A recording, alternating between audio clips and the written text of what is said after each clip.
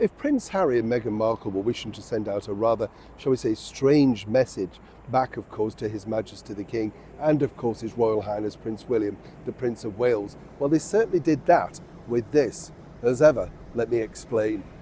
Morning, how are you? Nice to see you today. Thank you so much as ever for taking the time out to join me. Always nice to have your company. Yes, real life sirens. We are filming live somewhere in the middle of London. I never quite know where we are myself, you know. We literally, people say to me, Neil, where do you get up to during the day? It's so difficult, isn't it? You never really know where you're going to be. The back of a bus, in the tube. I like to keep busy, you know what I'm saying? Now, one thing can I just also remind everybody that I thought this was no real shocking fact. The Australian actress Rebel Wilson recently launched her book. Remember, all those outlandish claims against former actors and, of course, the revelation about a royal invited her to a rather degrading party. Despite all of the super hype and everything she tried, including public signings in theatres, sadly for Rebel, it seems that she is somebody without a cause. It's not exactly hit the stellar heights that the publisher was hoping. You see, she'll have to think of a little bit more for the paperback edition. You get the picture. Always happy to share these things. So you get on my wick when they say, do you want to interview them? You read the book and you think there's nothing here. You know what I mean? Yes. Back as ever to your royal story of the day.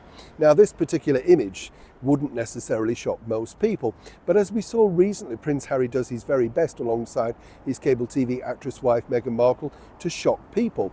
As he turned up at the Invictus Games, he had all of the medals on, didn't he? Apart from, of course, his coronation medal. And that really was something that you could have, it wouldn't be difficult to do, would it? It's a rather cruel situation. However, here's where it gets interesting, because as we now know, when they were in Nigeria, they alleged they had no idea that the national anthem was going to be played. Now, here's where it gets really interesting, because we know that Meghan Markle simply doesn't know the words to the national anthem. She had to look them up on Google because nobody had actually ordained to print any off for her, hence the reason she struggled. Now, one person who would know the words, and in fact the melody line to the national anthem, is none other than, of course, the former royal known as Prince Harry. And according to a very well-placed source, let me tell you, this really hurt His Majesty the King. It wasn't really about just his allegiance to him, but the fact that what the family stood for.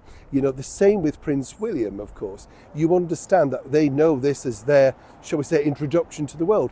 Everybody knows to rise, everybody knows to sing along, even if you're not totally sure of the words. But apparently Harry was defiant simply because Meghan thought she didn't know the words and he didn't want to embarrass her, as ever we have to say allegedly. As I say, this gone back over here into London and inside palace walls is seen as yet again another major snub. The same sort of snub, of course, that Prince Harry decided to do when he couldn't visit his father because he didn't feel too secure about the security arrangements with his ongoing, very expensive, taxpayer-funded battle that really is going to amount to nothing. The way this ongoing feud between the two ex-royals and, of course, the British monarchy shows no sign in abating. But how petty and childish do you have to be not to sing along to the national anthem? I'd love to know what you think to this particular story, as ever, in the comments below. Neil Sean in the heart of a very windy London.